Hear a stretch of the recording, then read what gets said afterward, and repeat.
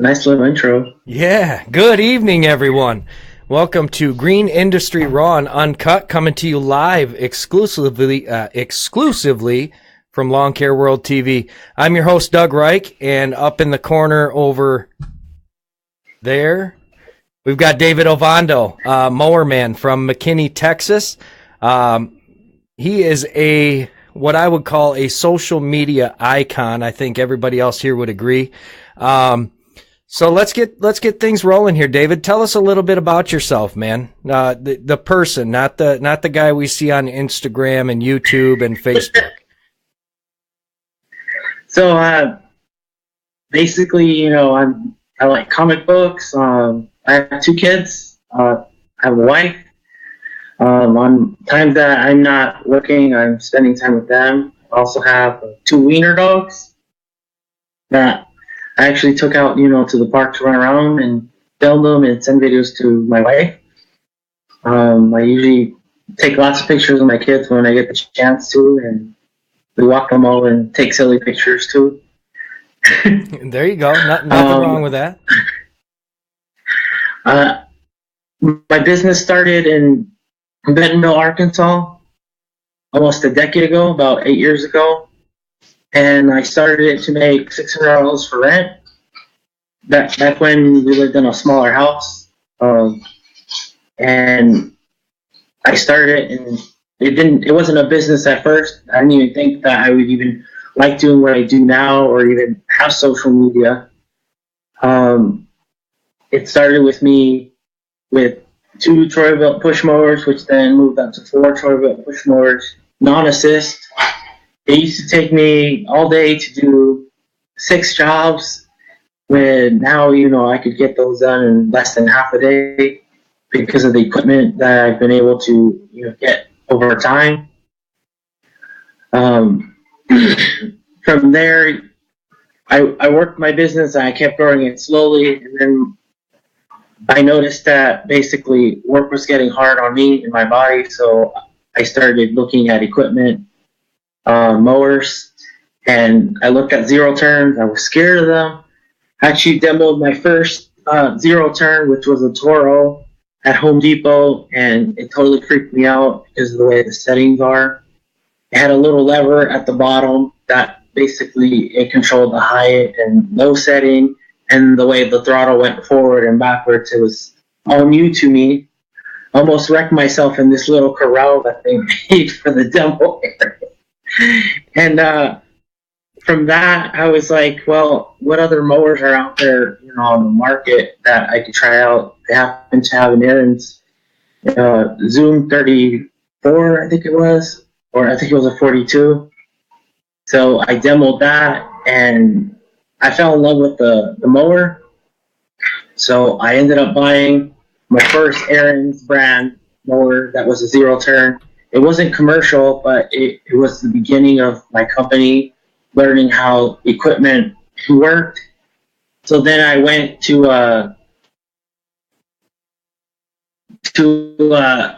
try out, the mower on different jobs. I got it to do a 2 or 3 acre job, and I was all over the place. I couldn't even keep a straight line starting out, and I got extra mower blades, for that mower, and it worked out really well.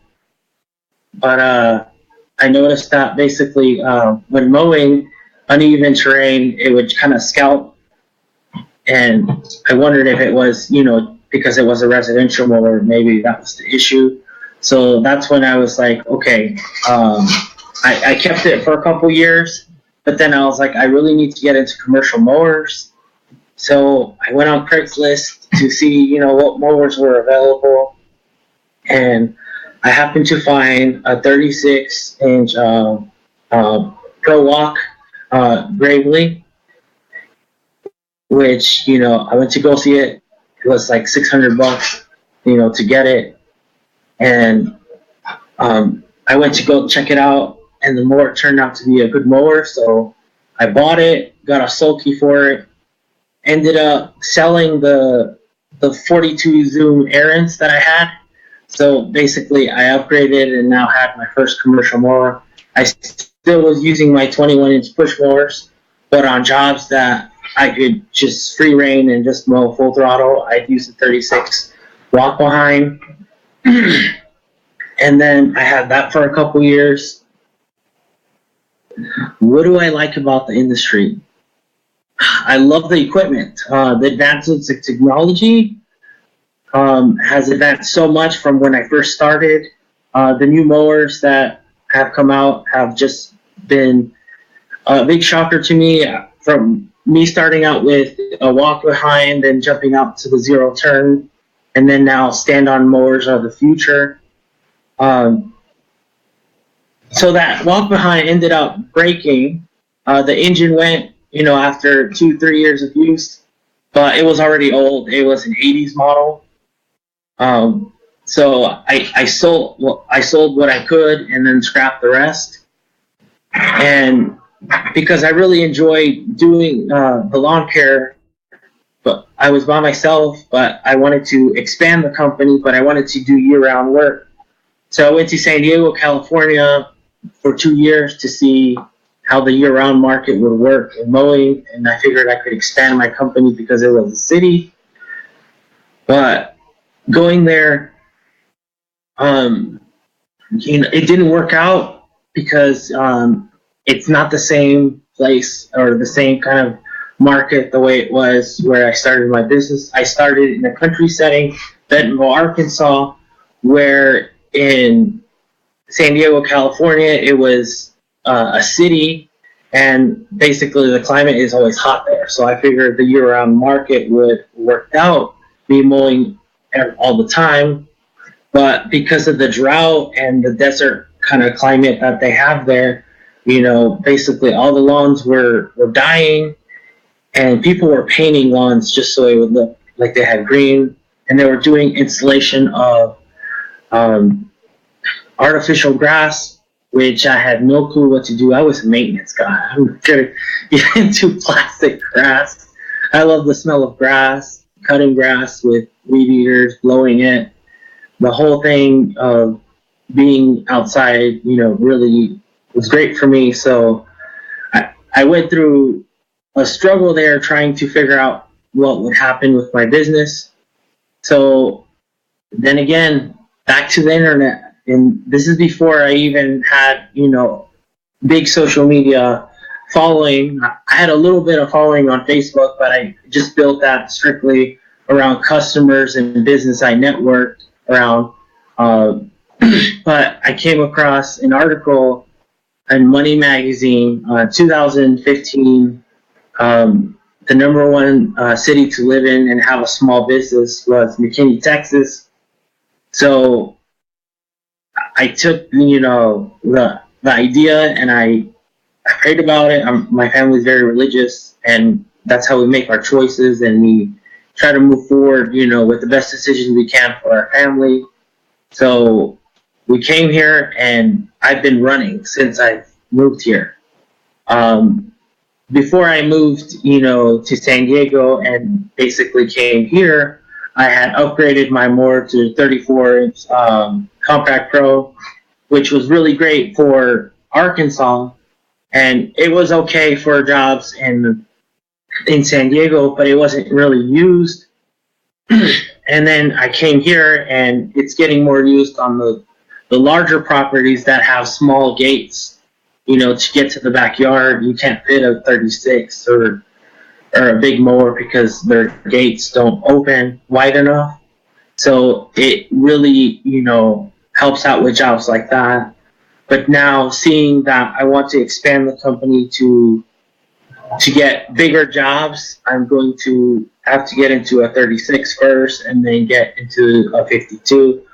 As I expand my mowing equipment, I want to go into the standard mowers, which is why I've been looking at all types of stand-on mowers, and I was able to become friends with the right brand through social media, and them seeing, my work and basically my calling.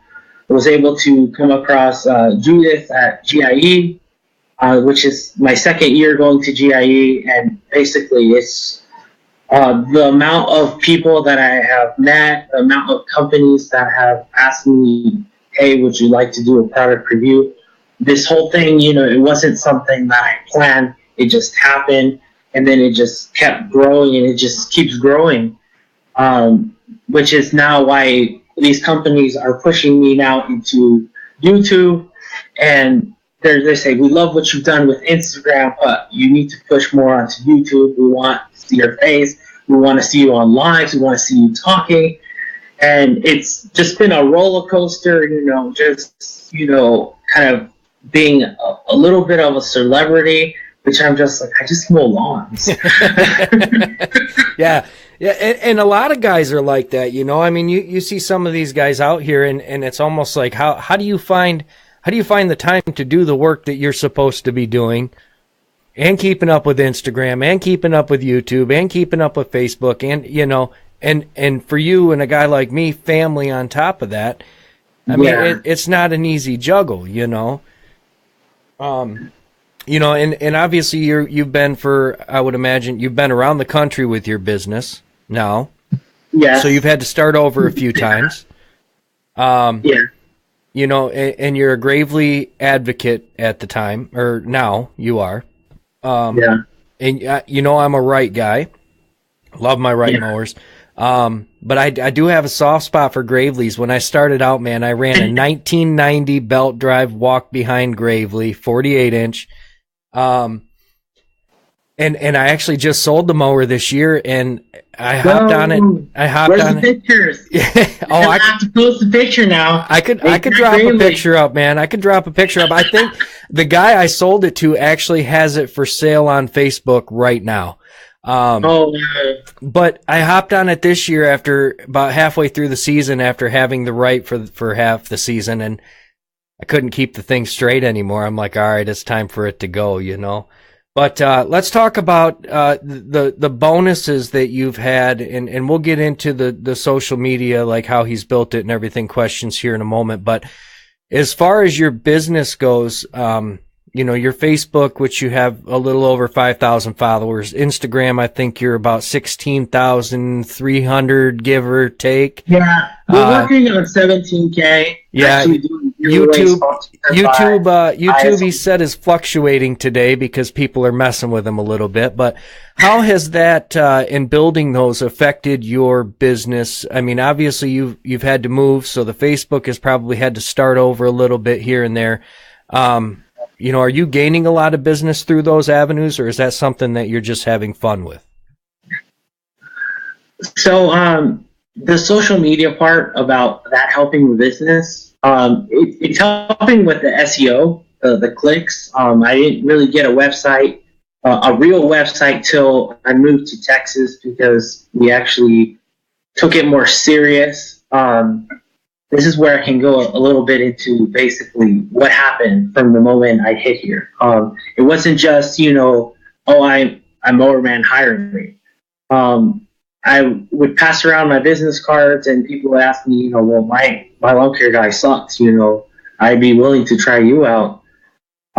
So I give out my cards, and people are excited about it, but that's not what really started everything to pick up and have people basically call me as much. It all started with a Vistaprint logo, guy with a weed eater, and that was my logo for basically most of the business, for 5 years. That was the logo.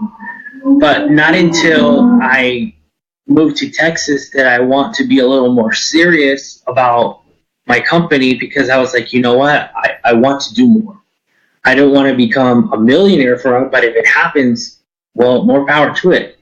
So I decided to think, what could be something that would stand out in my logo. I'm passionate in what I do. I love mowing equipment. I love Gravely mowers. Why don't I just do a guy sitting on a Gravely mower and see what happens with it? Just, it was just to see what would happen with it. And, well, I printed some stickers just to launch the logo into the community on Instagram. I was able to sell as well, just to get, the idea of the brand out there. And then I just started giving away stickers. Not until I started giving away the stickers did the brand actually stick. And then that's when people were like, who is this guy? And then I started, trying out other equipment, looking at, what's out there. The first company to kind of show interest to me was Y Bravo. They're really trying to get their mower brand out there, but nobody really knows about them. Yes, they only make a 21 and a 25. At the time that I moved here, I got me the Exmark Commercial 30, but I was fascinated with their 25 because sometimes you can't fit the 30 through some of the gates. But I didn't want to get into more 21s because that's how I started the company. I really wanted to kind of phase that out, but it was still on and off with that. So what I ended up doing with the mower brand, Y Bravo, I tried them out as a demo. We tried to get one, to try out at a couple of jobs. Well, the opportunity never really worked out. I don't know really what happened with it, but they were able to bring me one to where I live, and I demoed it in the parking lot. It was my first demo that I've had from any manufacturer. The idea of a demo was something that I was like, hey, if you let me try the mower, that'd be cool. I never got a chance to really demo it on mowing jobs, but just to see what it feels like, look at it firsthand was really cool, other than seeing it at a dealer. They gave me some brochures and some hats, which I gave away on Instagram, and that started basically kind of my product reviews.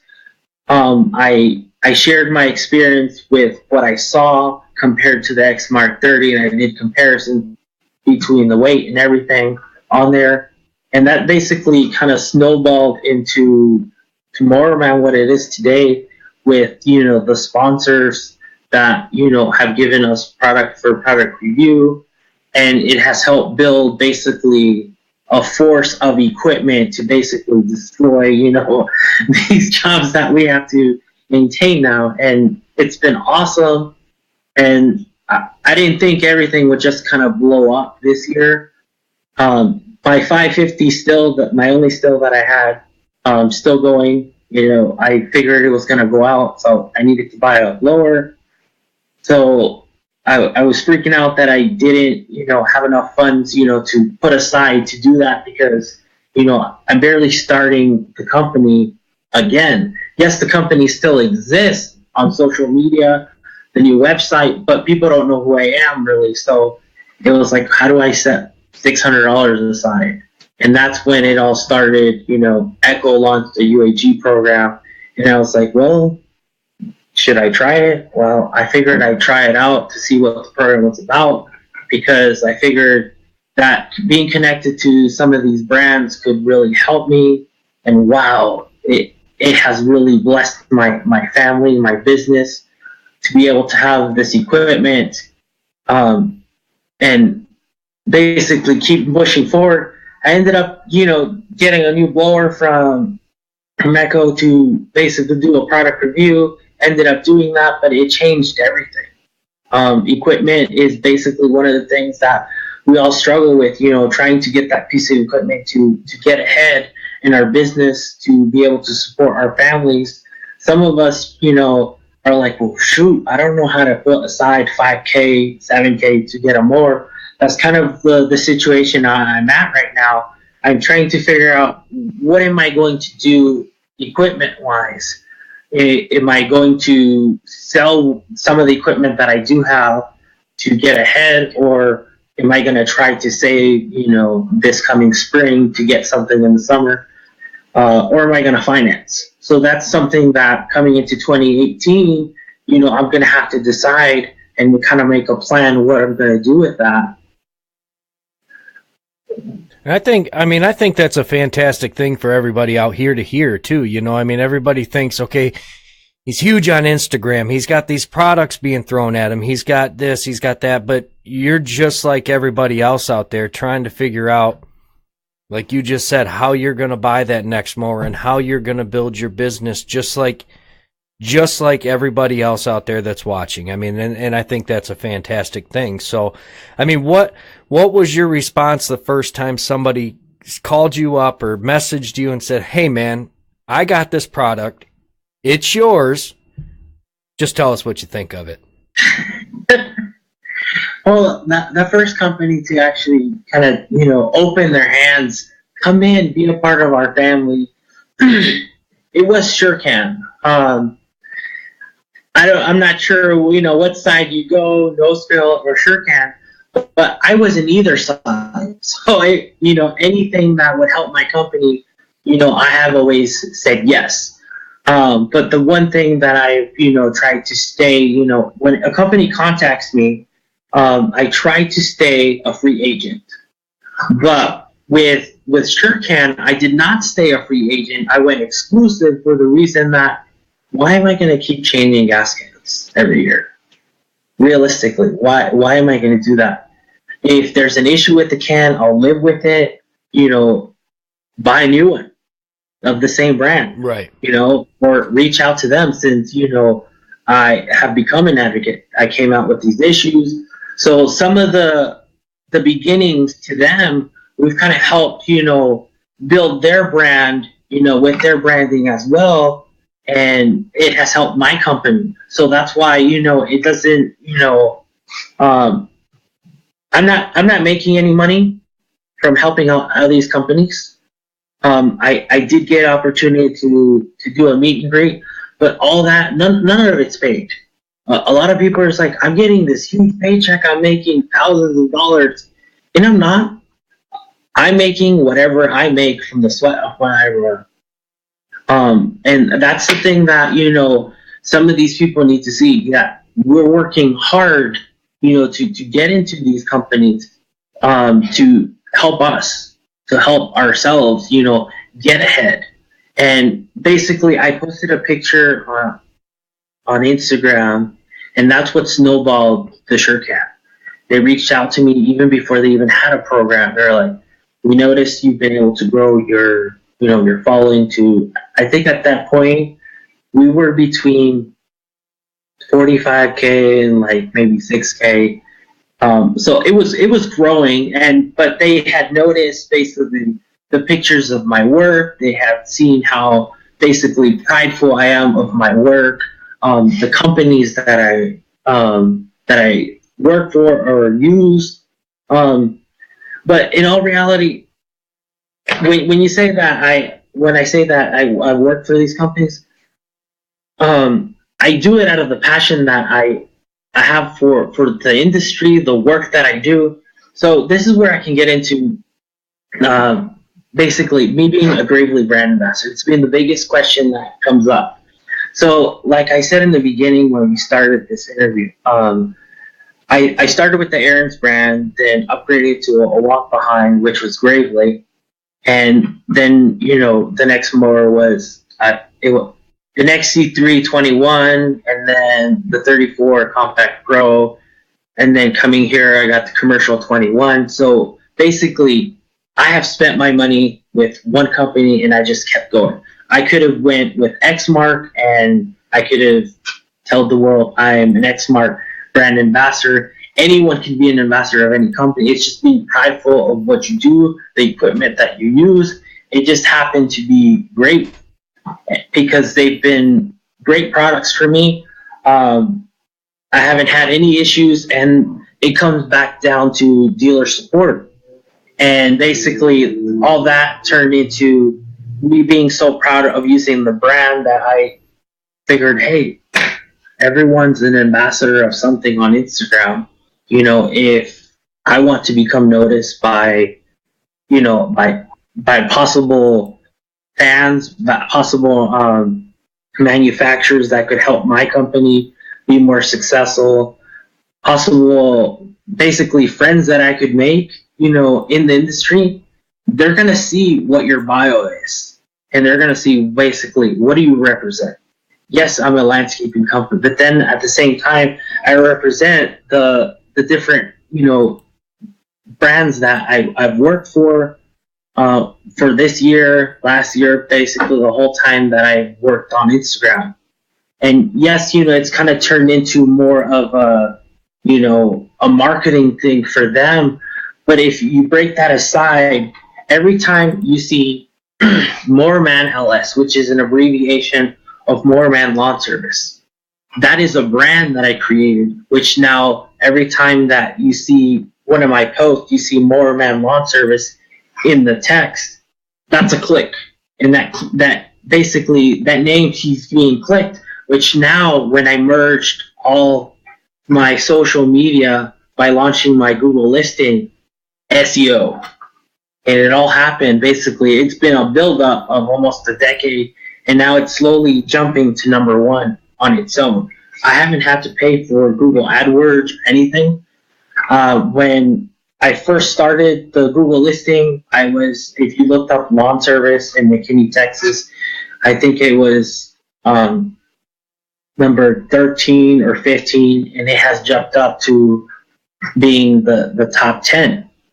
And I'm hoping, which, I believe that if I keep doing what I'm doing and then keep putting those keywords in my website, it's going to shoot up to number one, plus the reviews. And then one of the cool things that, I noticed, I was invited, to meet up with a still distributor, which I thought was a dealer. So I asked him, what is the name of the address? So I Googled their address, and then I noticed on their address that they had, on their Google listing, that they had, certain reviews for Google, and then they had reviews from Facebook. So it said Google reviews / Facebook. And that's what started this whole thing, that I had this conversation with Richie. I was like, Richie, what do you know about this? He goes, I don't know, man. I'm going to have to ask Brian. And then it started a whole conversation. We got to get Nick on the phone. he tells me, he talks to you all the time. The other day, I'm like, Richie, did I discover something that nobody knows? Yeah. I'm like, Richie, I don't know if David's going to do it, man. I haven't heard from him. He said he has to talk to his wife. He's like, hold on, I'll call him. So, hey, I found a picture. I'm going to drop the picture of my first commercial mower here, right under David, so you guys can see it. This old ass Gravely. It was a great mower, though. Check it out. Yeah, we'll drop that in there. So, at what point did you realize, and what made you realize that, like you said, you've got everything linked together now, and you're starting to grow in Google, and what made you realize that, hey, what I'm building on Instagram and what I'm building on Facebook is really starting to drive customers my way? And what about that? I mean, what have your customers said that says, hey man, we seen your post on Instagram, or we seen your post on Facebook, and that's how we found you? Has that happened yet? It hasn't happened, but what I've noticed, the new thing that has happened is I went to do an estimate this afternoon, for a leaf cleanup, and it was a Craigslist listing that I put up. They had Googled my company, and they were like, he has an Instagram, he's got a Twitter, he's got a YouTube, and basically they're naming the list, and then there's a website. So obviously they went straight to the website, looked at it, they liked it, then they started going down the platforms, and then they went back to basically the Google listing, and they saw the reviews. So what ended up happening with the Google reviews, I did my own research because I wasn't getting a response fast enough from people. Because once I find something that's like, whoa, I found something that not everyone knows.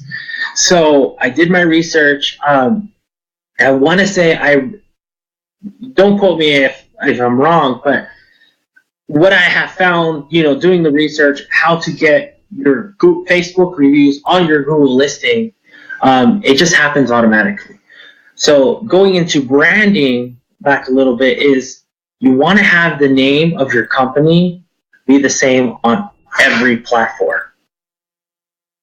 Or if you don't, like what I have done is the Mowerman LS, try to post, if you do basically any type of post, put, Mowerman Lawn Service. So that way people see that. And it goes back to basically Google. Google sees that your name keeps being clicked, and then it merges everything on Google, which is what happened with Facebook. And then having a large following will help that stand out. And I was like, way cool. And they really surprised me that, as soon as I got a couple reviews on Google, it merged everything. So now if you look up my company, you start seeing all my social media platforms, and you see on the Google listing by itself, my Facebook reviews merged to it, basically. Well, not merged to it, but it says, X reviews / Facebook reviews, website review, other website reviews, which was really cool that happened because I noticed, I did my own research, lawn service in McKinney, Texas, and what had come up is that everyone in that list, they may be in the top 15, but their reviews, they have maybe 4 reviews, or some of them may have 50 reviews, but they're not 5 stars. So that's where I brought what I've created on Facebook to Google, which I have 55 reviews, and then accumulating, I want to say 5 reviews on my Google listing. So if you have 5-star reviews, constantly building up, then automatically you're growing your SEO by yourself, and you'll be number one. I think by springtime I should be number one in your area as far as Google goes. Yeah. So what? Obviously we advertise this as kind of social media 101, so that's kind of what we're going to focus on a little bit.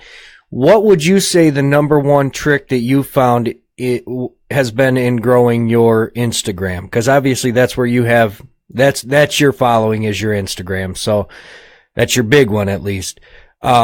What's the number one trick that you can tell everybody to try to build up that, the follows on there? Well, basically posting 2 times a day, which, a lot of the stuff I'm going to say is very generic. But if you stay consistent to it, it will, you'll start seeing gradual growth. You can use up to 30 hashtags per post. Basically, it's like a window into each hashtag. And if someone decides to look up lawn service, obviously you could shoot to the very top because everyone keeps looking at your picture. So the key is to get into the top, I want to say is top 9 of that hashtag. If you can get into the top 9 of that hashtags, you're getting, people seeing your stuff. And people seeing your pictures, your videos, that's when it's getting you to build up possible followers that, oh, I saw this content under this hashtag. And then if you can dominate, let's say 3 of those photos in the top 9 of that hashtag, you have a great possibility to come out in the search page. So basically, top 9, and then jump to the search page. And then the search page, obviously, someone decides to open their Instagram randomly to their search page because they're going to see what people are posting. They see your picture. Oh, I like that picture or video. They go into it. They see your content. Oh, I'm going to hit follow. And that's what has happened. That's cool. I mean, and that these are the things that everybody wants to know, and things that these new guys, I mean, I don't have a huge Instagram following. I think I'm at about 500.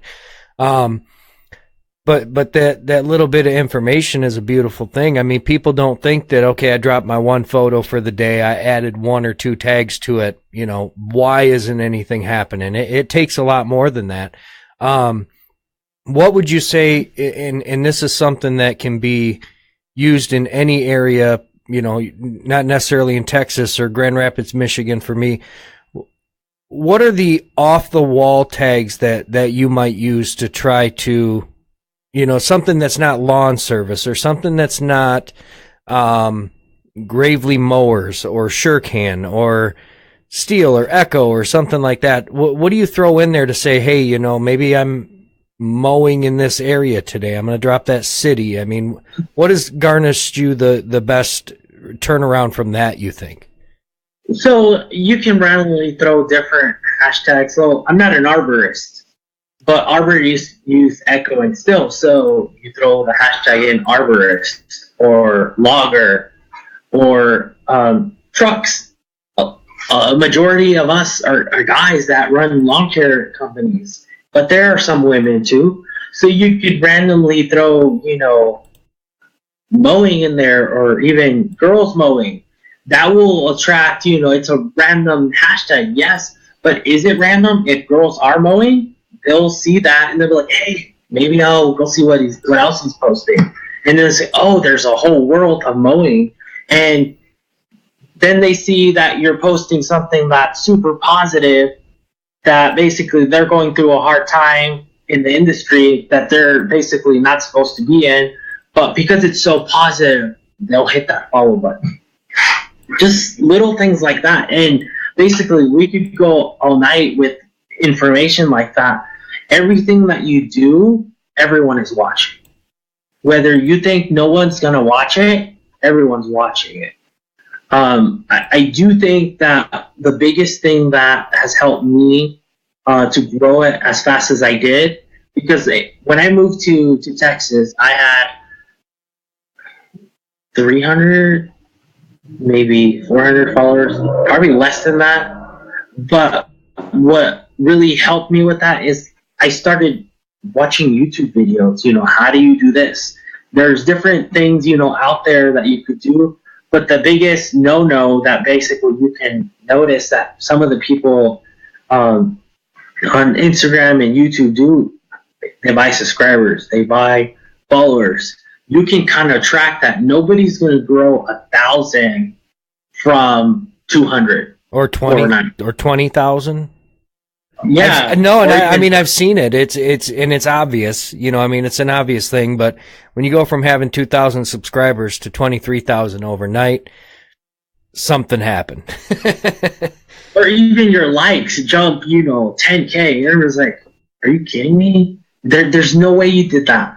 And it does frustrate me, that some of these guys have done that to kind of entice companies to help them out, equipment wise, but they're watching that too. Because then, at GIE, I personally got asked by certain companies, what do you think about this company? I was like, well, from personal experience, this is what I have seen. This is what has happened with me, and basically my communication with them, this is the way it is. So obviously I don't need to say any names of anybody, but basically people are watching. They think nobody's watching, but they are. It's very noticeable, people growing, instantly overnight, or, oh, I'm going to throw a giveaway and it's just going to explode. I'm right now at, I want to say 16,300. So I need to get 700 followers to do my giveaway. Will I do it before, the year's in? Who knows? I share it as much as I can, but at the same time, people have to follow rules to win something. So that's why you create rules. But in all reality, I want to say the ISO tunes are $100, and all they have to do is basically follow you, maybe repost it, on their feed, or even put it in the story. I've even told people, put it in your story, just tag me so I see it eventually, in my feed or in my story messages. People don't want to do it. So I'm just like, you can't just give something away and not get anything in return. So what I end up having to do, because, none of the people really, follow rules, I tell my kids, I'm going to write these names down, cross as many as you want out and circle your favorite. And that's what I've done. Because, people aren't really, I could go on a live and say, well, we're going to pick out of that. No, I do it even more random. Get my son to pick. Nice. And you know what? There's a lot of times if I run a contest like that, the easiest thing to do is let your kids pick. It's simple. They, they're going to pick. They're not going to have any judgment. They don't know who the hell they're picking, so it doesn't matter. I'm going to throw something out here, guys, to give David a little bit of help. Obviously, he's got that story going, or the contest going on his Instagram. I would imagine most people in here follow your Instagram. So I've got an SA mask right here that I'm going to give away, and I'm actually going to let David pick who it is, or his kids, whichever one works best. It may not happen till after the show, but it will definitely announce it. So I want you to go to David's Instagram. I want you to find that contest. Maybe, I don't think you can post a link up here for that, can you? Maybe not. Go there, follow the directions on that post, and the person he picks will get an SA mask. Pretty simple. So you guys can do it after the show. You can do it now. We won't pick until probably tomorrow. But just something to throw out there. So let's go to a question we have out here from Joe Sangster. He wants to know how many people do you have working for you, David? So basically, 100% of the time, I'm out there solo. The advancements in equipment has really changed everything for me. So I went from having 21-inch push mowers to commercial 30-inch mowers with assist. So you can do an average of 10, 12 jobs a day. And then if I bring my 34, I can almost double that. But it's still a buildup of clients. And when I get backed up, I get a helper or two. But it hasn't got to the point that I've had to get the 2 helpers. So what has happened this summer, I took out my son, and he ran a backpack blower where I did everything. And we got the jobs done pretty fast because of him. I started him on the Milwaukee handheld blower, which then I upgraded him to the, I want to say, PB265 backpack blower, which is an equivalent of a handheld, but it's a backpack blower that Echo makes. And it really has helped, with productivity, having him out there. But most of the jobs that I do are mowing. They're under a quarter acre. They might hit half. The 1 acre jobs, I usually just have them go run around the back of the field and just, be a kid. I love taking my kids to work, man. I got my oldest son, who is 8, loves doing mulch. I mean, that's his thing, man. He'll sit and run that wheelbarrow all day long. I'm going to try to drop a link here, guys. Hopefully it works. I think I got the link to that picture. Yeah, my phone froze, so I can't get it to come out. Yeah, I think it dropped. So we're going to take another question here. Let me see if I can find it. I had it up a moment ago.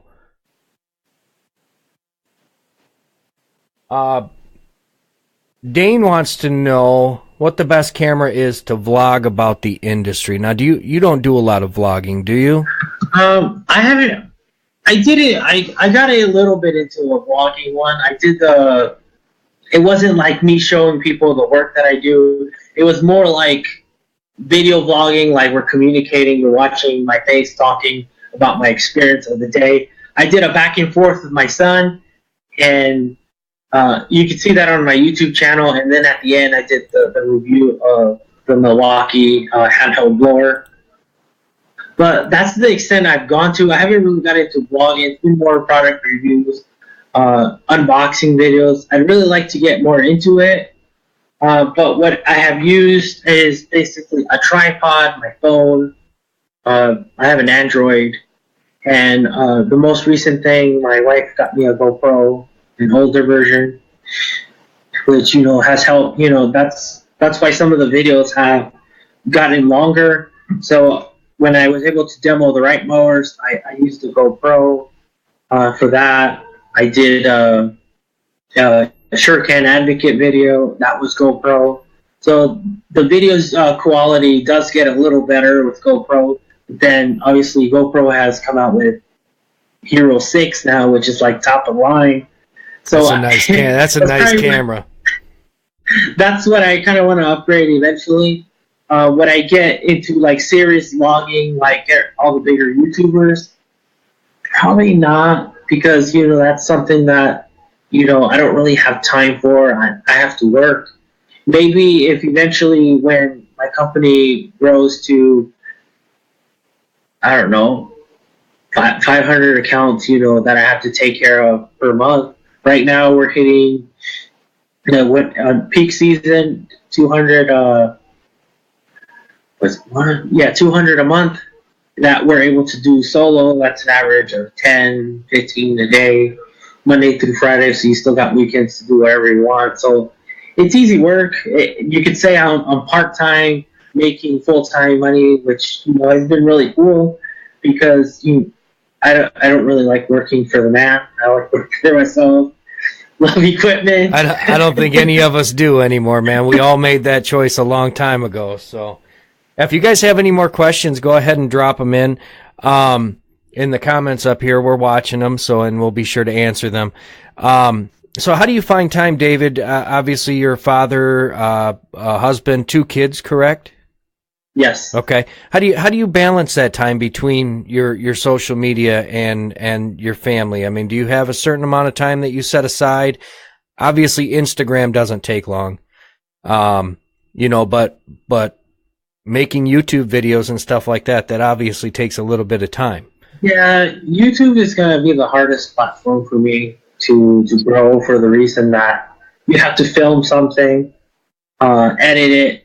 Editing, takes a long time. I try not to film too much because I can't see myself filming a lot. So the GoPro filming with the Right Mowers demo, that ended up being 30 to 40 minutes of filming because I filmed each individual. It was 3 mowers, the 32, the 36, and I want to say was a 62. And it took up basically all day to do that, to demo each mower. So, but you see it in the video, it's condensed down. I think it was 10 minutes that it was condensed down. So obviously I had to fast forward some of it, cut some of it out. That took, 2-3 hours to even figure out how to do all that through a regular Windows Movie Maker. Add some music to it. And then in the end, I uploaded it thinking it was the right file. It cut out the ending, which I ended up having to add another ending to it, basically saying, thank you for watching. Please subscribe, like, comment at the end. That's why you see that. And then to make up for that, I did a small clip, basically to showcase that video. Thank you for giving us the opportunity to demo equipment. And then you see me demoing the 62 with some Terminator music, kind of, but it attracted people to the actual video. It didn't go viral like, everyone else's videos, but it takes a lot of work, the whole video and editing.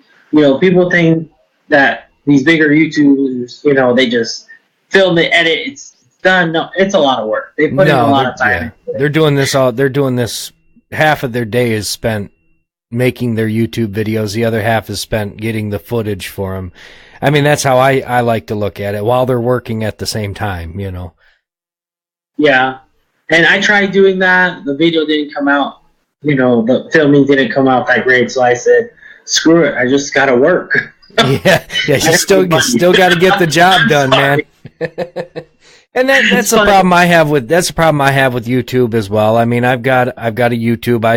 I haven't even worked on it enough to have, my custom domain name or anything yet, but and that's the problem I have when I'm out working. I'm so focused on getting the job done that I forget to set my camera up, or I forget to go pick my camera up, and I've actually left it on jobs before.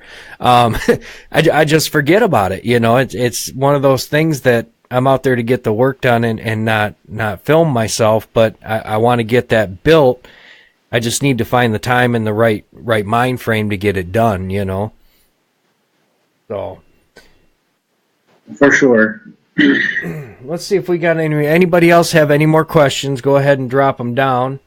So let's talk about, obviously you are a Gravely advocate. You are a SureCan advisor, correct? Is that the right term? So it's Gravely Advocate. No, Gravely Brand Ambassador. Turcan Advocate. It's all the same thing. It means the same thing. Just the ambassador name is more official.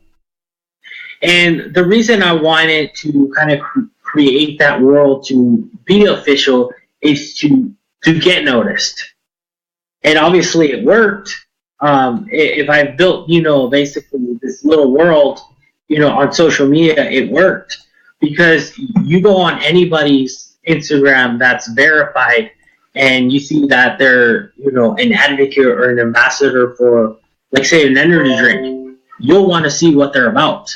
And I wanted to do that with basically the brand I wanted to launch. So kind of co-branding off the Aaron's and Gravely brand really helped me out because everyone sees me using their equipment. It's not like it was going to be an issue that I was going to have 6 different mower brands because I can't buy 6 different mower brands at the same time. Right. I didn't have the funding to do any of that or even finance equipment to buy that many mowers. If you just use what you got and then just keep building up from that. But going to GIE really kind of opened the world to basically, mowing equipment. There's this brand, there's this brand, there's this brand. So that's basically where you kind of have seen that I've bought a different mower brand, which was the Exmark 30 because Gravely doesn't make it. If Gravely comes out with a 30, would I buy it? Yes, I'd buy it. So basically, they make standards. So before I go to Wright, I would definitely look at Gravely first before I went to Wright. But right now, the one dilemma I have is Gravely doesn't make a 32. So that's basically one of those that I would get one of those and then, but still continue Gravely. Yeah. I do love that Wright makes the bigger decks, but I'm trying to remain loyal for the reason that it has helped my branding. It has helped my family be more successful. So I'm not going to just throw that out the window and say, screw it, you guys mean nothing to me now. Right. Yeah, I'm moving on. Yeah, and you don't want to do that. So it sounds like in your area that you're doing, because you're saying that you need a 32-inch mower, a 36-inch mower, it sounds like you're doing a lot of smaller yards. Well, yes, because a lot of the communities here are being built up so fast because the area is exploding. Like I said in the beginning of the interview, this is the number 1 city to live in, have a small business. It came out in Money Magazine 2015, and it still is. It keeps growing. They're not saying every year that this is the place to live, but it is because it keeps growing. Toyota headquarters, they had built, I want to say, 80% of their facility now. So I was asking my wife. That's all right. She can come in and co-star.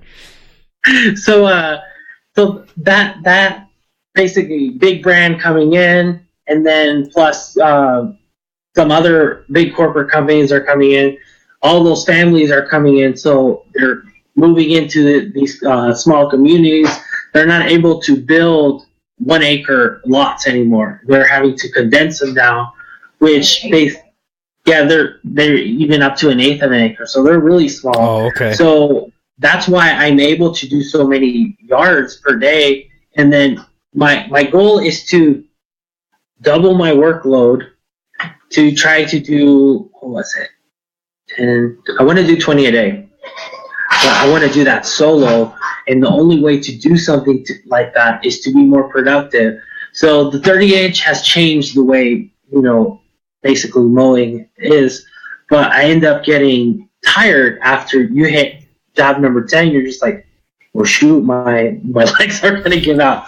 Right. So that's why I've been looking into stand-on mowers and then doing research. Who makes, like, say, a 38 stand-on? So I didn't know that all these mower brands, are out there. But going to GIE, I learned about Wright. I learned about World Lawn. Just came out last year with their 32-inch Venom. I spoke with them at GIE about, demoing their equipment too. Haven't heard from them, So that's when I was like, well, I can't just put my hands under my butt and just wait for something to happen. Right. So I happened to run into Judith at Wright at GIE. I was like, hey, I'm really impressed with your equipment. I wouldn't replace the brands that I use, but I really like to learn more about your brand. And she just kind of like opened her arms and just explained the brand to me, the equipment, and then I was able to get a distributor to, take the step and bring the mower. So originally, he was only supposed to bring me the 32-inch standard, but he was demoing two other mowers, which was the 36 and the 62, to another landscaping company in Fort Worth, I believe. So he had those mowers with him, and I was like, hey, do you mind if I try them out on a job too? So that's what ended up happening out of the Wright Mowers demo. I ended up basically really learning what each mower is like, each different deck size. So if I were starting my company right now with just push mowers, and then I was going to upgrade to another brand, and like say I didn't know Gravely existed, yes, I would basically what you have seen happen with Gravely, it would have happened with Wright. But at the time where I started my company, Gravely was there. It started with Aaron's. Right. So it all kind of snowballed from there. So that's part of basically my story. Like you have your story, like, well, this dealer sells Wright, I guess. So that's why you went with Wright. Yeah, and definitely. I mean, that's what we were sold on, and it wasn't about that because I actually didn't. I'm not gonna lie. I didn't go shopping for a Wright mower. I went shopping for a Skag. What happened with me though is we went to our dealer. We chose the dealer that we have, and because it was a personal experience. It was. We walked in there. It was like we were their best friends from day one. And people will say, well, yeah, that's because they were trying to sell you a mower. But I disagree with that because I still walk in there today. I can walk in there, and I believe 2 weeks ago I walked in, I wasn't buying a damn thing. I just walked in and asked for some hats for some giveaways, and they still treated me like I was their best friend. Yeah. So we went in there. I wanted a Skag V-Ride. That's what I wanted. He walked up. He says, "Dude, you gotta check the Wright out." I'm like, all right, we'll look at it, and I'm looking, I'm like, man, that's a lot of mower. It's a lot of mower. It's a solid mower, and it's a lot of mower. He says, now come outside and look. So we walk outside, and one of his other customers had dropped their Skag V-Ride off. He says, stand on that mower. I literally stood on the V-Ride and walked back inside and bought a Wright. It was that simple, man. I mean, they build a quality, and Gravely does too. I have no issues with Gravely whatsoever. Like I said, that 48-inch walk behind I had, that was a fantastic mower. That thing was bulletproof. I could have probably ran that thing out of oil and it still would have started up tomorrow morning, and that's just how it worked. But, and there's tons of mower brands out there, and Wright, where, Wright 5 years ago wasn't making the push that they're making right now. It was a Gravely, it was a Skag thing, and now Wright's trying to make that big push, and they're, especially where I'm at, they're getting more and more popular. Every lawn trailer you drive by right now has a Wright on it, and that's just how it works. I mean, it's going to be a constantly evolving thing, in my opinion. But when you went into these dealers, they were selling you equipment, so you're kind of in a different place where I was. I had to do research. It wasn't just the dealer. I didn't, know anything about any brands. So for me, it's more I went to do research on equipment online. It wasn't even YouTube. YouTube was not something that I even would think of going on to. Okay, I went basically straight to the manufacturer to learn about them. But going back to my first zero turn, my first mower, it was the Aaron's brand, and that's when I did research. What is this brand about exactly? they were selling you basically not just on the equipment, but basically their family name, that's basically that passion is basically where it started for me. I was like, if they can have so much heart to do that, why can't I? So then from that, I built up, basically Mower Man, what it is today. That's beautiful. And that's what everyone knows now. They're just like, wow, where did this guy come from? Yeah. And it's just because they've seen the heart that I learned from the Heritage brand. They're passionate about their equipment, and then they built all these mowers, and then Gravely happened to me. I love red, my favorite color. It just matches. There's a lot of red mowers out there, but I would choose Gravely too. If you don't have passion, why even get into doing anything that's going to help you be successful? You have to have passion. So you said you started your company. How many years have you been in business? 8 years. 8 years. Back in 2010. In 3 different cities. Yes. 3 different states. Not just 3 cities. 3 different states. Yes. From Arkansas to San Diego to Texas. I mean, that's huge, man. And you've started over 3 times. Yeah. You started your company you needed $600, so you went out and started mowing lawns. Now, what kept you doing it? I mean, after you made that $600, what made you say, you know what, I'm going to run with this. This is what I'm going to do. Well, after I made the $600 for rent, it wasn't just $600. In 4 months, I made $15,000. So that's when I was just like, wait, what did I just make? With just a 21-inch push mower with no assist? What would happen if I got into commercial mowers? Could I make more? And that's basically, it was all a what if. And trial and error, and I got the 36-inch block behind, first commercial mower, Gravely, and then basically I kept upgrading. I was like, this has to get better. I have to get better equipment. I have to get faster equipment because I can't get tired. And basically from going to assist to a zero turn, now basically the future for my company, I believe, is going to be stand-on mowers with, I want to do both mower brands. I want to have a Wright. I want to have Gravely. And basically what could end up happening is this funny thing in branding. I could end up saying that I am the Wright Gravely brand ambassador. It could merge. Right. And then people are just going to crap themselves. No one in the industry has sat there and said they're an ambassador for 2 manufacturers and then be happy with it.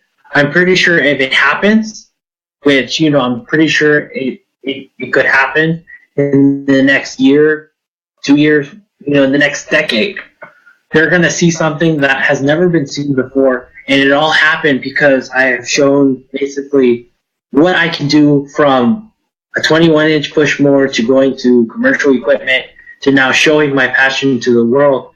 I don't care if this is Echo, if it's going to help me be successful, if their family, their company is going to take me in and share their experience of how they started and basically how the equipment works and care about me at a personal level, yes, I'm going to use their equipment. Absolutely, yeah.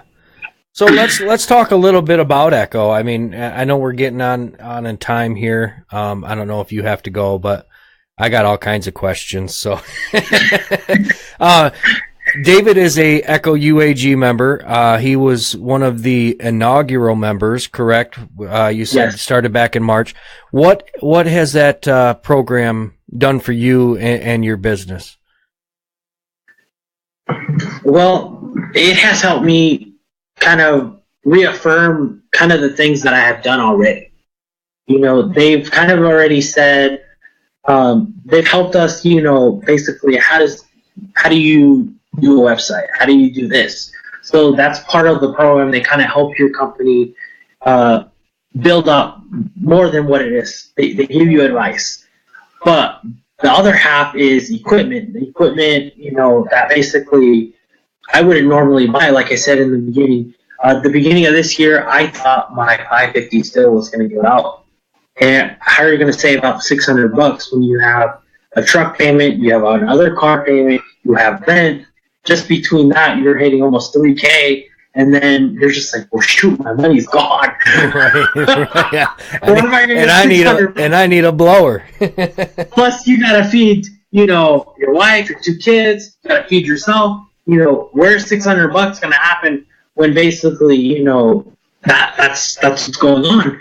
So the program has helped me have equipment that, I wouldn't normally buy, but it's also helped me with branding. It has helped basically build up the Mower Man brand. People see basically, oh wow, now he has Echo under his sleeve and it has helped his company. Why shouldn't I try out their equipment? That's literally all they're doing. This company is using that equipment, try it out. Well, we're trying it out. People are seeing that we're trying it out. I'm not saying it's the best equipment in the world. It's not. There could be another brand that's better. Yes. But why not use the equipment that's, helping me get ahead?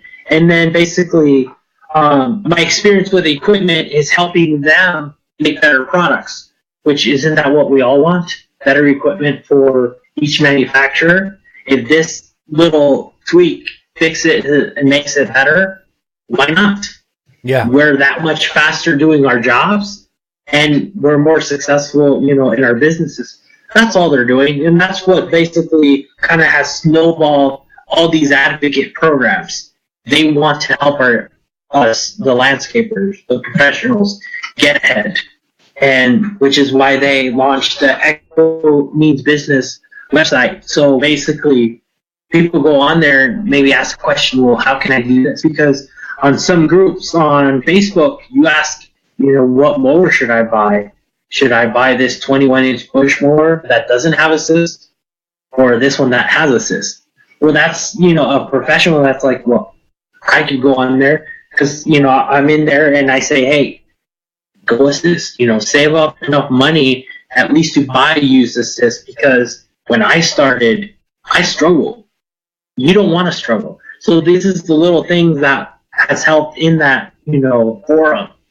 Oh, and the advances that every company's making right now, I mean, they're huge. And the guys 20 years ago would have never dreamed of having the equipment we have today in such a short span, Guys, and what David's saying right now is there's nothing wrong with starting off with a 21-inch push mower and a cheap little trimmer and getting your business going. That's what he did. So, nothing wrong with that whatsoever.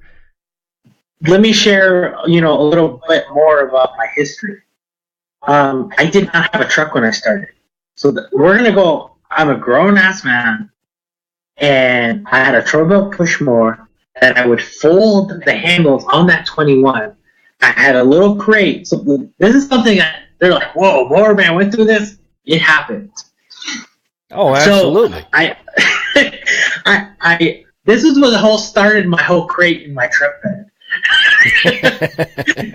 From my beginning. So I made sure I got a gas can that would fit in the crate that was a 2-gallon, and then a 1-gallon that would fit side by side. So I had my little milk crate with my gas cans in it so they wouldn't fly back and forth. So from the beginning, I already tried to make the best choices that I could, to be more efficient. So that went in the back of a Honda Fit. Ooh. It went in the back of a Honda Fit. The mower handles were being folded. I had a tarp that I would put out. You're thinking, my wife's laughing. So don't tell people this. 12-year-old man? What? Don't tell anybody. No. So and then that's when I was like, I needed a weed eater, and this is me not knowing about Echo or Still or any brands that are out there. It might have been a Ryobi. I don't even know what it was, but it was an attachment. This is one that you would break onto two pieces, and I purposely got that so I could take it apart and it would fit behind the Honda Fit.